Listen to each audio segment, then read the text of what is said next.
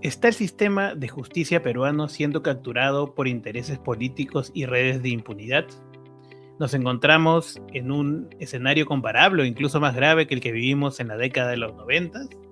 Para abordar estas y otras interrogantes, hoy en ANC Informa conversaremos con Cruz Silva, abogada del IDL, para determinar si estamos ya en esta última etapa de un proyecto totalitario y si desde la sociedad civil podemos hacer algo para contenerla. Yo soy Andy Landacay y esto es ANC Informa.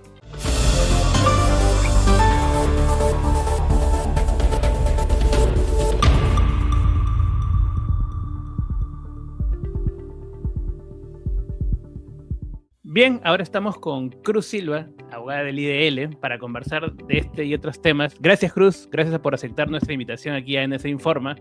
Tenemos tanto que hablar y estamos con tantas cosas encima que es difícil a veces seguir para nosotros mismos que estamos en la impronta noticiosa, seguir todos los temas por la avalancha de cosas que ocurren una tras otra y a veces el gran público ni cuenta se da de lo que está pasando porque viven en la cotidianeidad.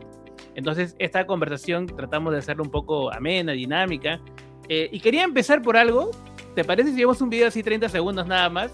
Para que la gente que vea esta conversación pueda darse cuenta del absurdo en el que hemos caído en estos tiempos, sobre todo por quienes nos están gobernando. Entonces, cuando ves el video vas a ver de pronto de qué es, ¿no? Claro que sí.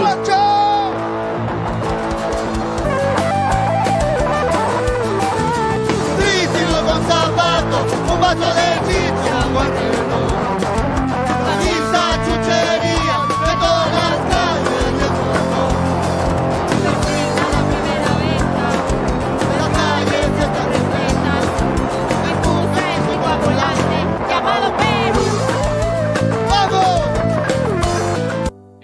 Ya, no voy a poner todo el video porque el copyright también, pero quería ponerlo para quienes no están enterados obviamente de lo que está pasando. Ese es el juez Concepción Carguancho que invitaron a cantar a un evento, ¿no? De Pasión por el Derecho, esta plataforma muy conocida, y junto con su hijo se puso a cantar Triciclo Perú, que todo el mundo conoce, canción de los Mojarras, legendaria.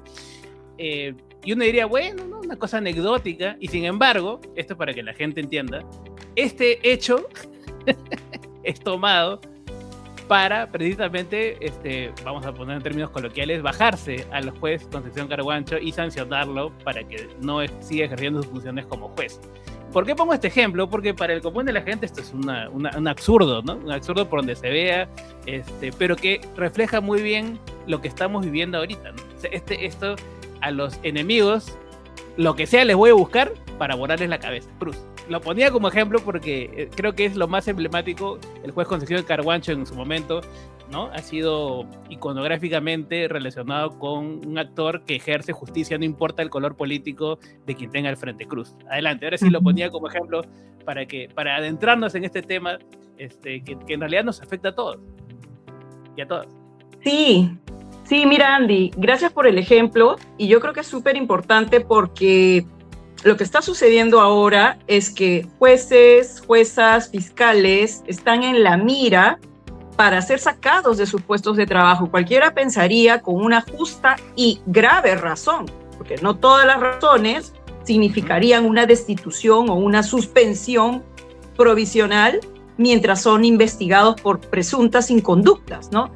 Pero, por ejemplo, yo no solamente hablaría del juez Concepción Carguancho para vincularlos a temas o a imágenes que, en efecto, simbolizan un claro recuerdo y símbolos que amplían o vinculan a un juez o a un operador de justicia con la gente, con un ser humano de carne y hueso que también tiene, digamos, aspiraciones de un Perú, un país mejor desde el rol que les ha tocado, ¿no? Y así como tú has mencionado cantar en un festival de rock del juez Concepción Carguancho, yo podría señalar, por ejemplo, lo que también recordamos de la famosa doctora Marita Barreto, ¿no? Una fiscal que fue lideresa de un equipo especial que justamente lideró un operativo, una investigación que involucraba, entre otros personajes, a la fiscal de la Nación de entonces, Patricia Benavides, que es la persona de la cual nunca hemos sabido su tesis, que mucha gente recuerda como un caso grave, ¿no? Y así otros casos, ¿no? El caso, por ejemplo, de los fiscales Rafael Vela y José Domingo Pérez, que en el año 2018 fueron personajes importantes porque prácticamente todo un grupo de la sociedad los acompañó cuando fueron sacados del caso del equipo Lavallato, ¿no? Entonces, hay diversos personajes, jueces y fiscales que han comenzado a ser ya desde hace bastante tiempo objetivos de ataque, pero ahora, donde además, desde el año 22, desde hace 4 años, ha comenzado desde el Congreso la captura que tú mencionaste al inicio también de diversas instituciones, el acoso, la separación y la destitución de estos operadores de justicia es justamente la nueva etapa casi final para ir contra la justicia en el país, ¿no? Y hemos pasado por diversas etapas, pero esta, por supuesto, viene siendo, parece, la primera fase de la última etapa. Y digo la primera fase de la última etapa porque esto se puede poner peor.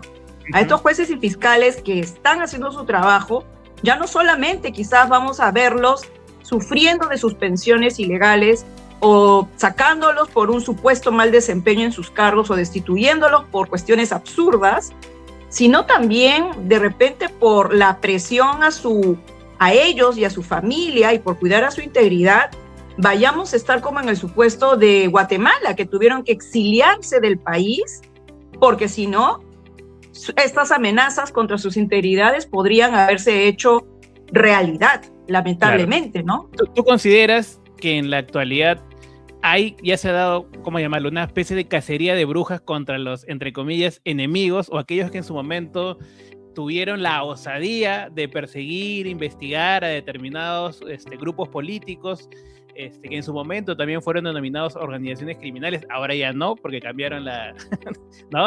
Acomodaron las leyes a su antojo, ¿no? ¿Tú considerarías que hay actualmente ya una captura o casi captura total del sistema de justicia?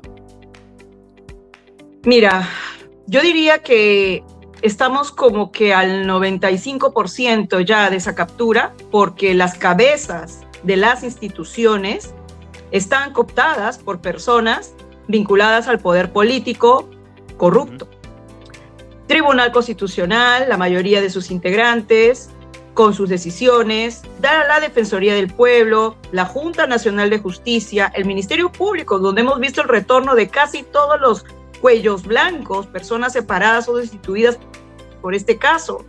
Y también, por supuesto, el Poder Judicial. En este momento el Poder Judicial está luchando, diría yo, por no ser cooptado en su máximo representante. Ahorita está la doctora Janet Tello, sobre la que creo ha comenzado a pesar las amenazas, pero ella está en el cargo hasta finales de este año, hasta diciembre.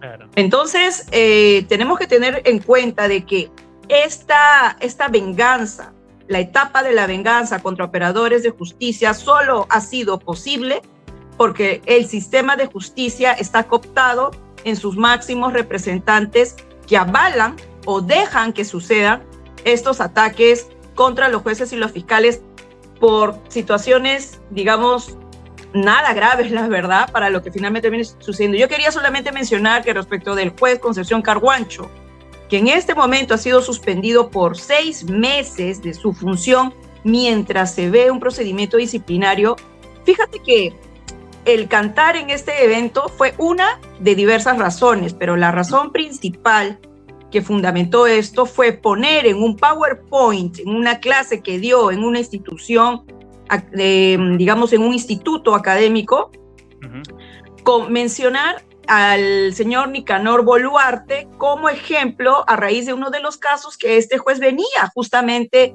viendo ante la justicia. Pues bien, eso le pareció terrible, tremendo a la Junta Nacional de Justicia y lo ha sancionado con la máxima suspensión provisional, ¿no? Que es de 6 meses, absolutamente desproporcionado. Y se ve que es parte del ataque. Claro. Ahora hay que explicarle a la gente porque has mencionado un actor importante, y acá tengo un titular de la República, ¿no? La Junta Nacional de Justicia actúa como un instrumento político para silenciar a jueces. Este es un artículo en la República. ¿Qué cosa es la Junta Nacional de Justicia? O sea, seguramente la gente es un poco enrevesado el organigrama de cómo funciona el sistema judicial, pero ¿por qué es tan importante, o por qué fue tan importante la Junta Nacional de Justicia, que en su momento hubo una pugna por cambiar un poco las cabezas, ¿no? El Congreso estaba, ¿no? en su momento cambiando, ¿no? Aldo Vázquez, ¿no? Tratando de removerlos para colocar personajes, digamos, que fueran más afines a los intereses del Congreso, ¿no? ¿Por qué es tan importante la Junta Nacional de Justicia y cuál es su rol en todo este juego político que hemos estado viendo con el Congreso? Bueno, la Junta Nacional de Justicia es prácticamente quien hace y deshace para los jueces y fiscales. La Junta, desde hace mucho tiempo, es una institución que su estructura define quién es juez en el Perú, qué juez se va por mal desempeño en el Perú y qué juez se va por haber cometido una infracción a su código de conducta.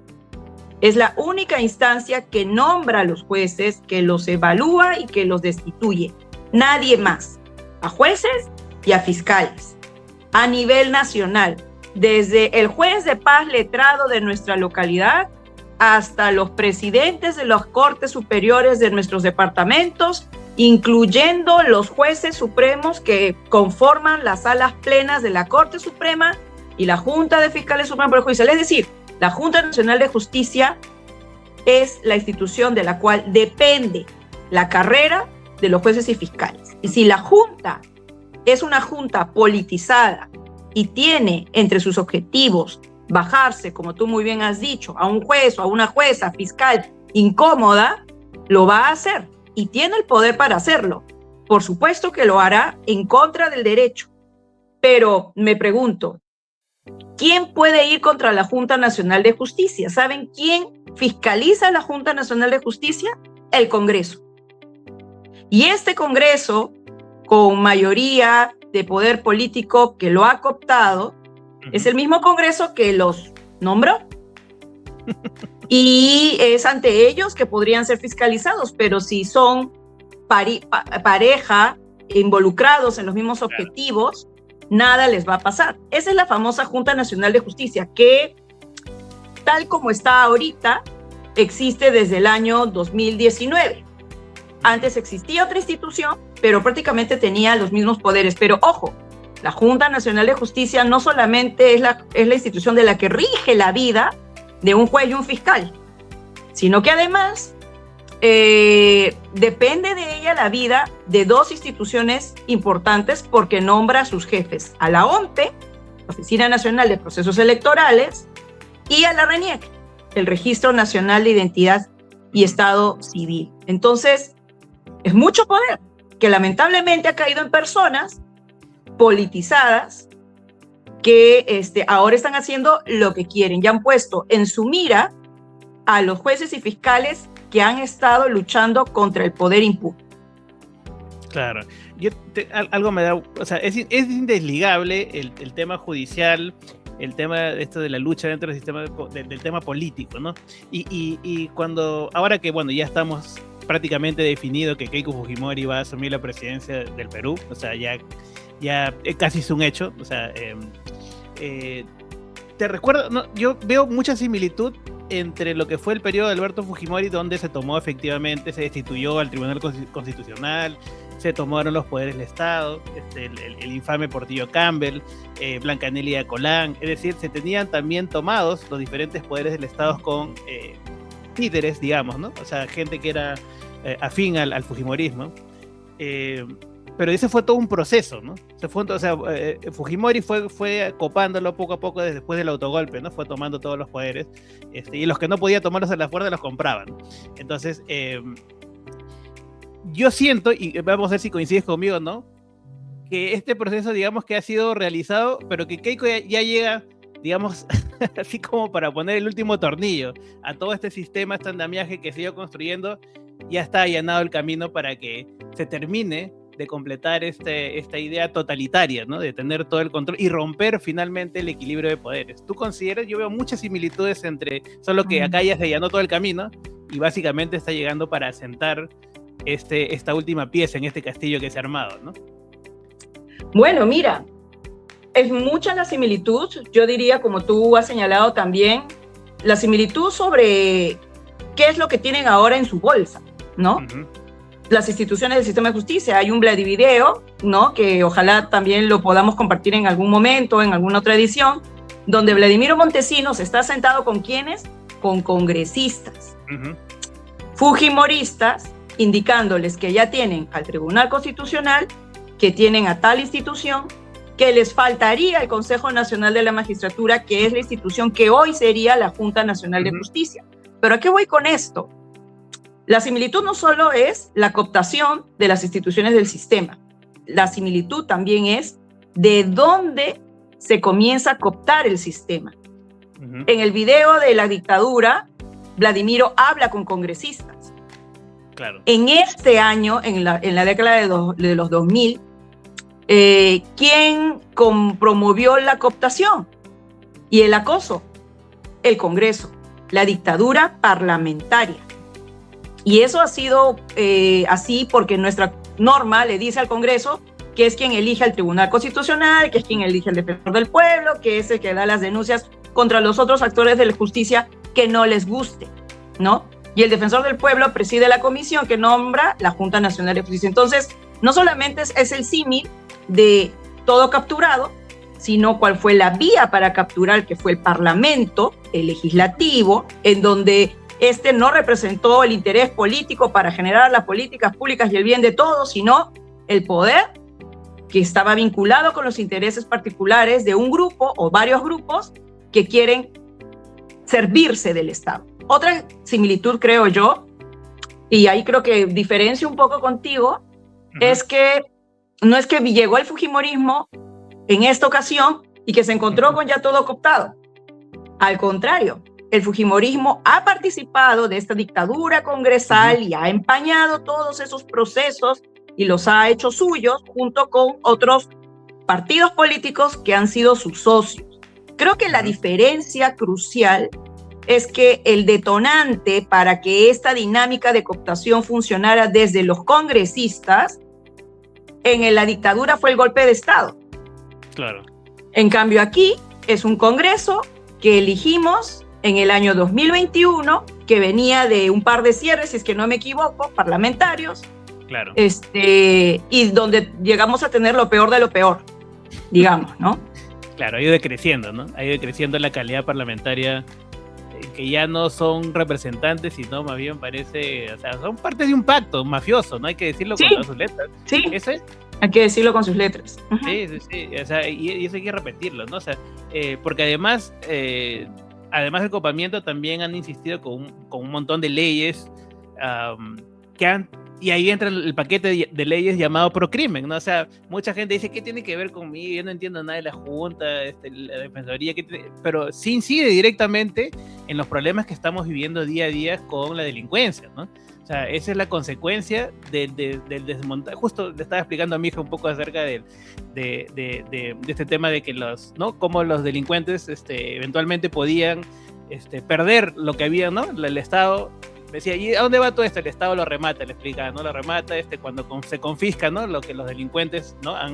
han logrado el botín, lo confiscan y después como se resarce eso, la sociedad se resarce con eso.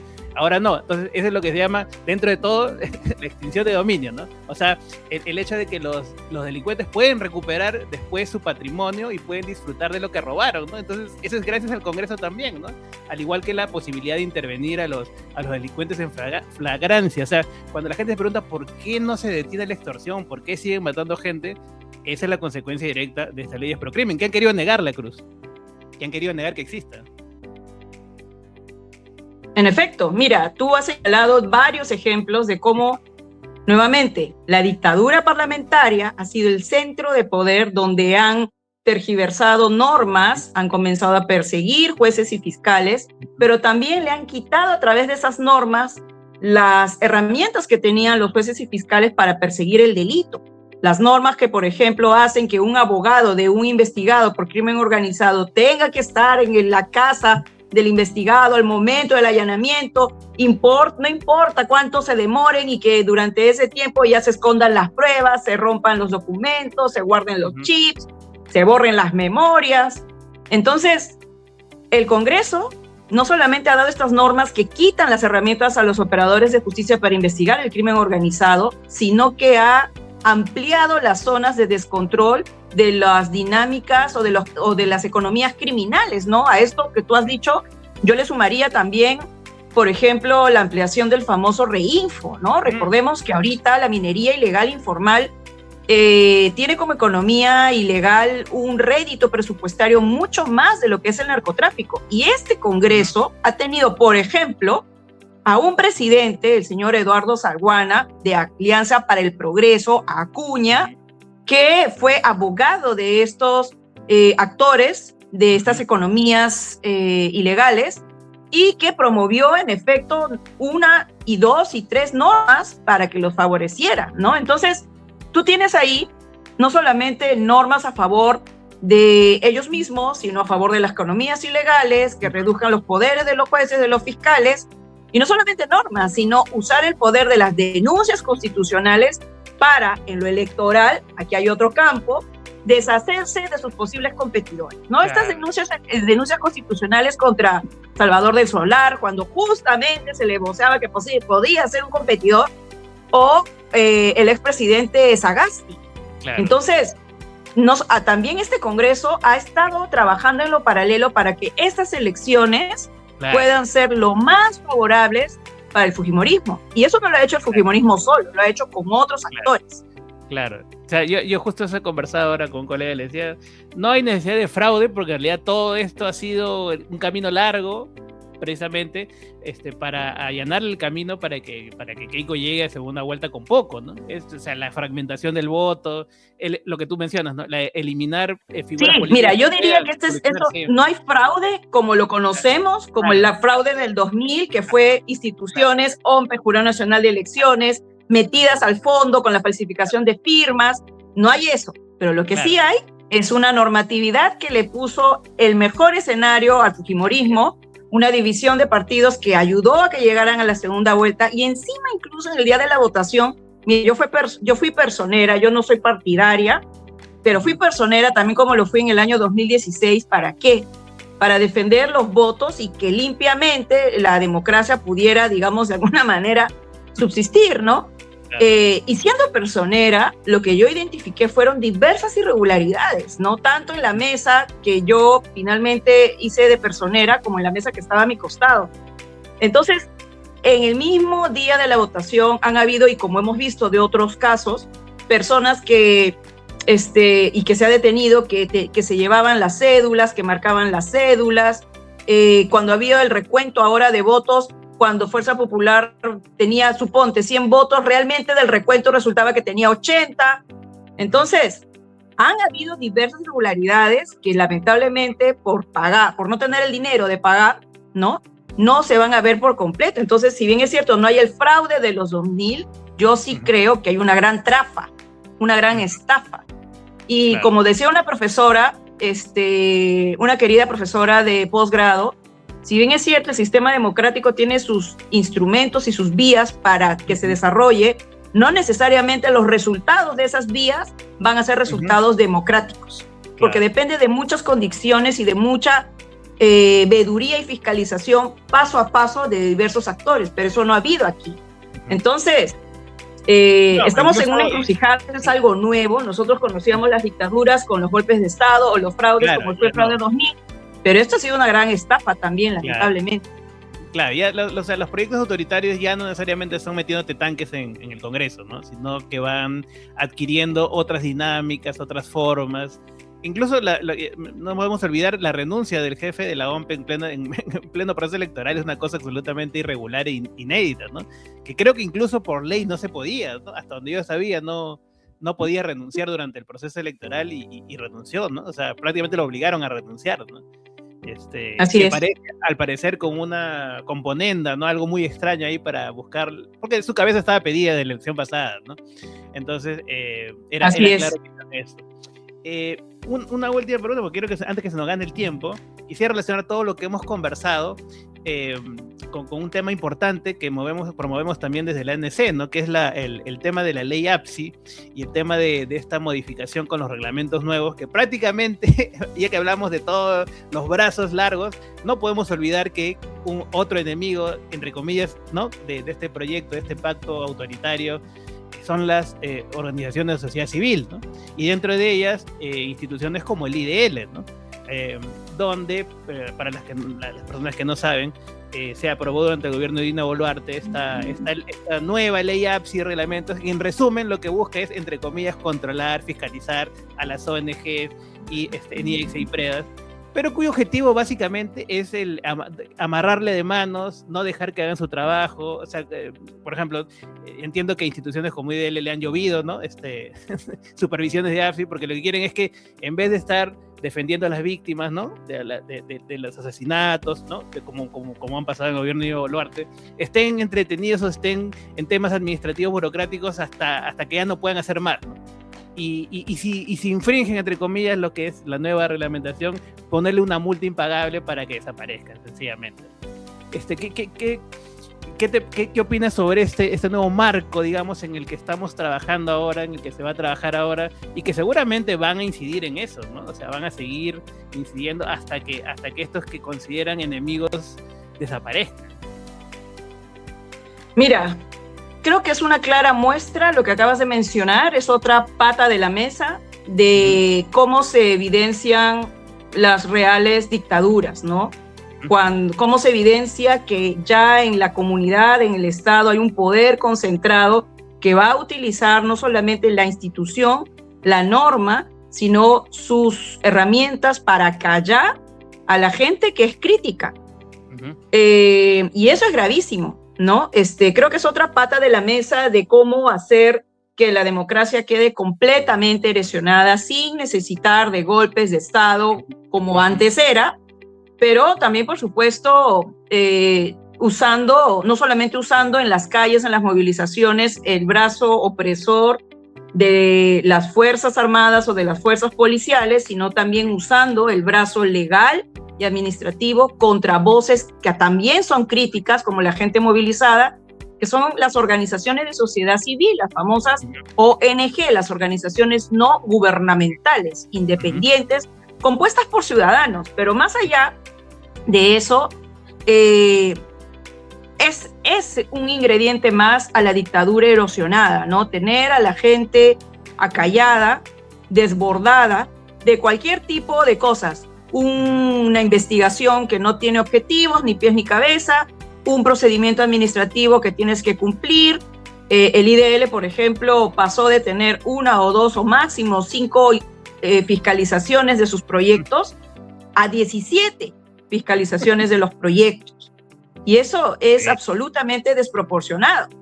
Y también lo que tú mismo has mencionado, ¿no? En esta famosa ley de la Agencia Peruana de Cooperación Internacional, porque las ONGs, por su independencia, solamente se financian de fuentes no estatales, es decir, de cooperación internacional. Una de las prohibiciones es la prohibición de litigar, ¿no? Somos abogados y el ejercicio del derecho y de poner a correr la ley en procesos es una forma de defenderse del Estado, defender frente a violaciones a las víctimas e incluso también nosotros defendernos. Pero lo que ha hecho la ley APSI, es decir, esta defensa que ejerces contra el Estado o algún funcionario público es ilegal, es irregular. Y nosotros decimos, ¿por qué? Obviamente hay un interés político ilegal de querer acallar a la organización de sociedad civil, a la gente crítica o incluso solo a los que piensan diferente. Y ahí ya no estamos hablando solamente de abogados ni de profesionales, estamos hablando de un libre pensamiento que está siendo cercenado, amenazado, sancionado, que además es crítico. Y esa es la ruptura de todas las libertades, del pensamiento de las personas, de la propia esencia diferente de muchos de los ciudadanos y ciudadanas que obviamente van a pensar distinto ante lo que viene pasando en el país. Así de grave es. Claro, o sea, tanto decían este estribillo de vamos a volvernos a Venezuela, ¿no? Ya ahora sí nos vamos a volver a Venezuela, ¿no? Porque Venezuela, Nicaragua, todos esos países autoritarios, dictaduras claras, tienen una legislación contra la sociedad civil, contra organizaciones de sociedad civil, ¿no? Y las cierran y las multan y las desaparecen, o sea, ahora sí estamos con todo el checklist completo, ¿no? Contra el cine, contra los artistas, contra abogados, contra ONG, o sea, si hacemos la lista, estamos bastante graves, ¿no? Incluso tal vez más, o sea, ni siquiera ahora ha salido este tema de los artistas también, ¿no? Que están prácticamente, quieren coaptar cualquier expresión de manifestación crítica, ya lo vimos con el cine, ¿no? Probablemente después quieren contra los músicos, que son muchos son activos contra, ¿no? En la defensa de derechos. Estamos en una situación muy, muy, muy complicada y quería cerrar con eso. En este contexto, ¿qué podemos hacer desde la sociedad civil, desde la ciudadanía, frente a este panorama que parece que se nos viene muy duro, Cruz? Mira, creo que primero tenemos que seguir conversando de esto y hablando de esto. Justamente lo que no se desea es de que estas violencias, a simplemente pensar diferente, sean vistas, que no sean conversadas ni visibles. Es importante que sigamos conversando de esto en foros, en eventos, con nuestras casas, en amigos, familias, trabajo, porque nos va a afectar rápido o lentamente, directa o indirectamente. Entonces, seguir hablando de esto es importante e informándonos. Y el problema es que ahí tenemos un reto, ¿no?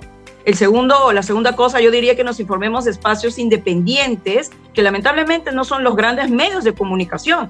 Son los algunos streamers, algunas redes sociales, diversos programas que es importante que uno identifique para poder informarse objetivamente y pensar lo que uno quiera, pero a partir de una información real y objetiva. Y lo segundo es, creo yo, súper importante, la organización, ¿no? ¿Qué hacer si es que esto me golpea a mí o golpea a un grupo que de repente yo no conozco, ¿no? Pero que sé que si es que en este momento nadie alza la voz por las violencias de otros grupos, cuando a mí me toque, directa o indirectamente, tampoco nadie va a alzar su voz porque ya todos van a estar acallados. Entonces, organizarse, sumarse a las denuncias públicas, orales, de estas violencias es súper importante. Es una nueva forma de hacer ciudadanía, ¿no? O sea, la gente no solamente tiene el derecho al trabajo y a decir las cosas, sino también a generar un colectivo, una comunidad, una organización donde pueda manifestarse. Porque si no, lo que vamos a tener son robots que no piensan, que solamente cumplen sus 8 horas si es que están protegidas laboralmente, dicho sea de paso, si es que se tiene trabajo, y no pensar ni hacer nada contra este orden de las cosas, donde solamente se benefician las personas que están lamentablemente en el poder y que ni siquiera se preocupan por la gente que les dio su voto para poder vivir en paz y poder cada uno desarrollarse como desee. Perfecto, Cruz. Muchísimas gracias. Eso resume también en el eslogan de la campaña que estamos promoviendo desde la ANC, no nos callarán, ¿no? Eso es lo que decimos y hay que seguir con eso. No nos callarán porque estas voces críticas tienen que seguir promoviéndose desde los espacios donde nos toque estar, ¿no? Cruz, muchísimas gracias por tu tiempo. Como siempre, tus explicaciones muy didácticas. Esperamos que la ciudadanía que vea este programa pueda también informarse y de pronto ya veremos en unas semanas o meses también cómo vamos avanzando en estos temas. Gracias, Cruz. Muchísimas gracias por tu Gracias por tu a tiempo. ti y hasta pronto. Gracias.